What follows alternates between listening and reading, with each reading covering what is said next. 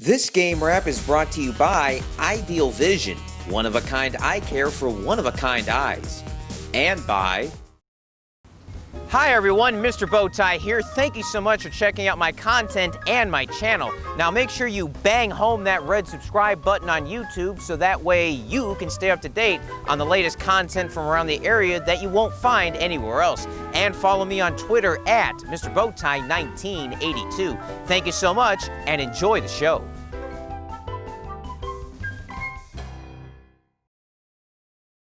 The District 29 6A race could be over tonight if O'Connor beats Harlan. That's because the Panthers would have a two-match lead over everybody in district, and they would hold all the tiebreakers versus anybody who could catch them. The Panthers come in with a perfect 14-0 record on the season, 11-0 in district. In fact, they have not even dropped a set this decade, winning all 42 sets. The last time they dropped a set was in the second round of last year's playoffs when they lost a 2-0 lead to Austin Lake Travis. As for Harlan, they are 11-2 in the season, 10-1 in district play. Their only district loss in the three-year history of the program came earlier this season against O'Connor. Their other loss came in 4 sets against San Antonio Reagan.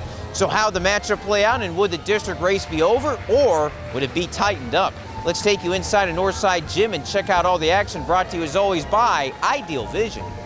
The Panthers might have been the big winner when Brandeis and Clark left the district with the Northside split. OC came in having won 38 straight district games against teams not named Brandeis or Clark. Harlan is not named Brandeis or Clark. The Hawks 42-0 in district games against teams not named O'Connor. O'Connor is named O'Connor. The name is the same, and in set 1, it really showed. The Hawks are a really strong team, but the Panthers made them look not quite as strong. This is the first 8 points of the match. I said Harlan is a very strong team, but the Panthers, with the state semifinals experience from 2017 and 18, took the drama out of the set before some people got out of the parking lot. Really, the Hawks are a strong volleyball team, and they'll make a deep playoff run, but the Panthers took the first 8 points of the opening set. The Hawks finally broke up that run with a kill, but could never get back in that opening frame. The Panthers, in fact, ran out to a 17-3 lead in the opening set, which included this nonchalant kill by Lexi Davila.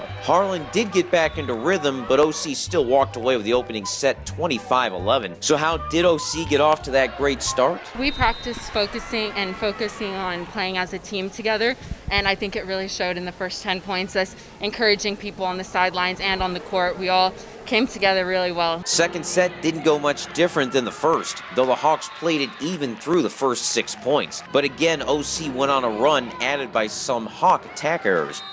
And sometimes it was just good old-fashioned power. This one by Mackenzie Mahr off the defender and almost into the stands. Would have been at least a double in baseball. A net violation gave OC set point, and an attack error by Harlan ended that set at 13, as O'Connor felt little pressure in that set.